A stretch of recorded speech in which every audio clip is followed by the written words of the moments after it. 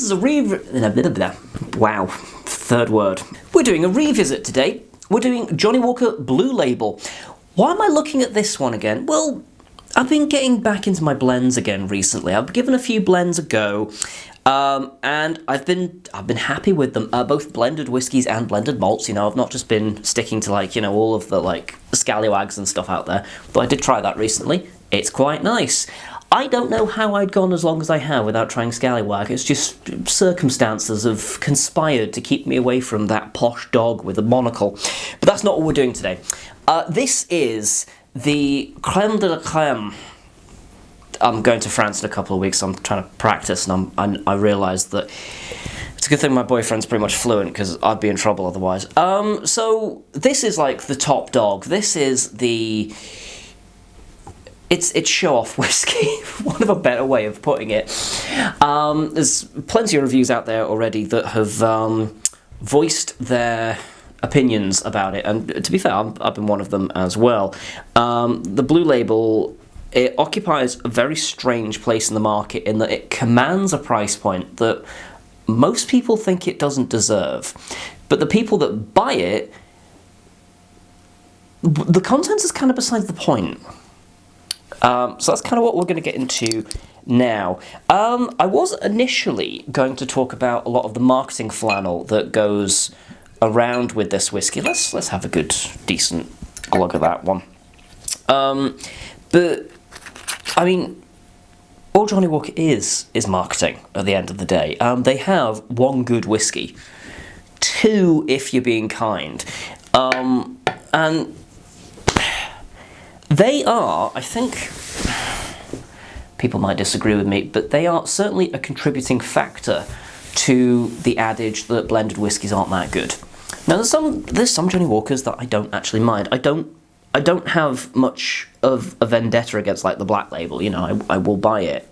Same with the double black. The green, a perennial favourite of most people. I've got a bottle there. I've got a bottle from... not recent, like the previous bottling, I think from 2012, I believe it was, that I got it from. That's still on the shelf. I need to share that with people at some point. I have never bought a bottle of Blue Label. You will be unsurprised to hear, I'm sure. But I do have a little miniature, because I got a little tasting pack, as most reviewers cutting their teeth on YouTube will do at some point. They've got to kind of deal with Johnnie Walker, because... well, it helps pay the bills, doesn't it, at the end of the day? Is that part of the reason why I'm revisiting this? Yeah, probably, to be honest. Could do with some of those sweet clicks right now. But also, it's been on my shelf for a while. I was just like, was I just cruel, unfair? So while I'm in blend mode, while I'm in the mood for blends, I thought now's the best time for me to revisit it. So I've put it in the wankiest glass I can get my hands on. I do own this. Well, it was sort of rescued from RHODES when we were closing. We had one of these, and I was like, surprisingly, no one else has claimed this, so I'm going to. Did I clean this properly? Not really. That's going to be a problem. Yeah, bugger it. It'll be fine. I'll just take from this side. Everything's grand. Everything's grand. If anyone's familiar with the condition phimosis, you'll never unsee that now. And if you're not, don't Google it. Initial opinions, really fruity, actually. Opening up, lots of like orange zest. Very green apple. And like black tea as well. There's a... No, scratch that, not black tea. Rooibos, the red tea. It's got that kind of like gentler, sort of like vanilla-y edge that Rooibos tea has. Kind of want some red tea now. Do I have? I think I do. Ooh, that could be something for later. Ooh, treat myself. Super fruity nose is what I'm getting so far. So I can't get over that tea note. I don't know if maybe I hadn't tried red tea when I last tried this, and therefore I couldn't place that, but That's really what I'm getting now. Also, this has been sat on the shelf for a while now, so it's had a good long time to get a bit of air into it. That may well have helped. This is the kind of whiskey as well where it's not something you're going to dive into every day. It's going to be something that's like a special occasion whiskey, because, I mean, you spent a lot of fucking money on it. The argument for whether it's worth the money has been made. It's not. And spoilers, if you wanted to like go on a Johnnie Walker Blue Label review binge and see what the consensus was, that is the consensus. It is not worth the money. So I've saved you some time. You can go do the laundry now, or whatever it is that you're avoiding doing. Wait, that's me. The nose doesn't give me too much else, but I will say it's not harsh or cloying, or it doesn't have that kind of sort of hairspray prickle that a lot of the Johnnie Walker blends do have. It doesn't smell clumsily made. Which, to be fair, if you're dropping, you know, a sweet 200 quid on this, you would hope. You would hope.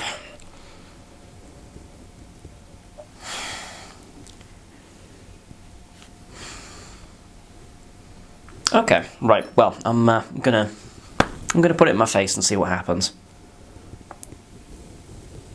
Tons of vanilla, pear.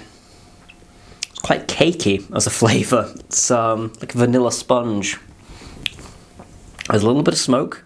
It's a little spicy, like a kind of a cinnamon cardamom kind of a thing going on. It's a subtle spice, but it is there. Tiny little lick of smoke. Like, I don't know, you licked some smoky bacon or something.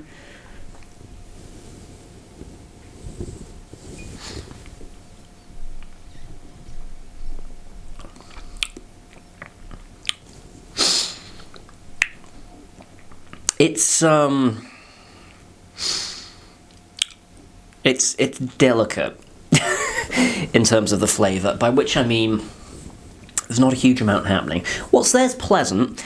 There is still that little bit of like a kind of an element when it comes to there's a bit of a burn to it. You know, there's a bit of a heat, a prickle, and it's not a kind of a pleasant kind of, oh, this is the spirit quality kind of a prickle. It's yeah, that's a little rough around the edge there.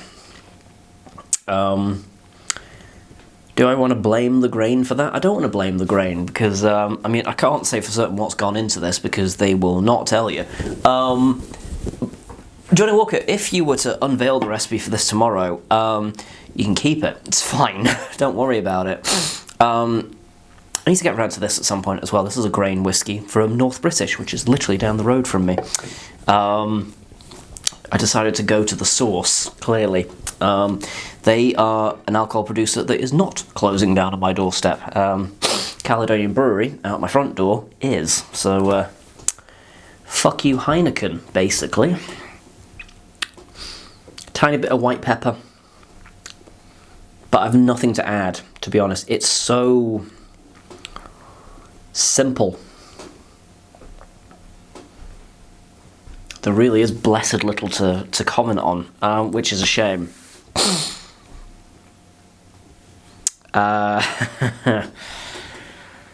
Yeah, let's get into that chat about, you know, oh, would you pay the money? Of course I bloody wouldn't. But then it's not aimed at me. It's not aimed at people that know what they're looking at.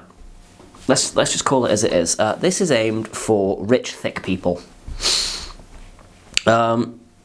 It's blue for a reason. It's Tory whiskey. I mean, you know, it's people with too much money that don't know what they're doing.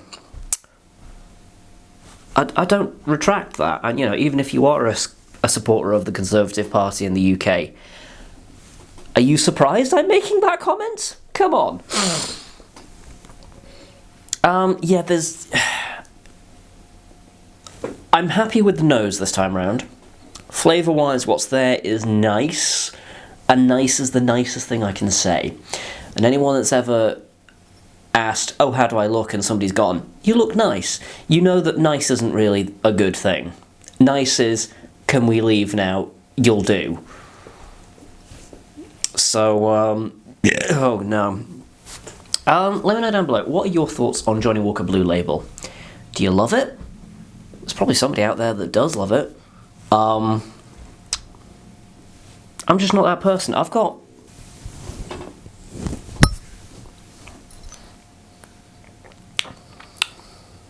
It's not undrinkable. In fact, it's quite the opposite. It goes down quite easily, but it's just nothing to write home about, you know? There's nothing beyond kind of like, oh, I just drank Johnnie Walker Blue Label. It's the prestige and it's the sense of kind of like, oh, this cost a lot of money. I mean, I'm looking at the Glengoyne Teapot Dram. That costs less money than this, and it's leagues ahead. This is 28 years old. This didn't cost me anywhere near as much as that would have been. Fantastic whiskey, leagues ahead. What else have I got? You know, just to hand there's an oat vodka over there. I'd say that has more flavour. You should check out the Brocken review, incidentally, if you haven't looked at that. Although I think it has now sank, which is a shame. I always suspected it would do because it just wasn't doing very well. But you know, I suspect that has unfortunately now disappeared. What else? I mean, anything really. You know, take your pick. So yeah, that's my thoughts. I'm gonna do the washing up now, I guess. That's what I've been putting off. So let me know down below. What have you been procrastinating from recently? Because nothing else to say from this. So thumb the video if you enjoyed it. Subscribe to the channel if you aren't already and you want to hear more kind of like rambles. And do join me next time, where I'll be drinking something else.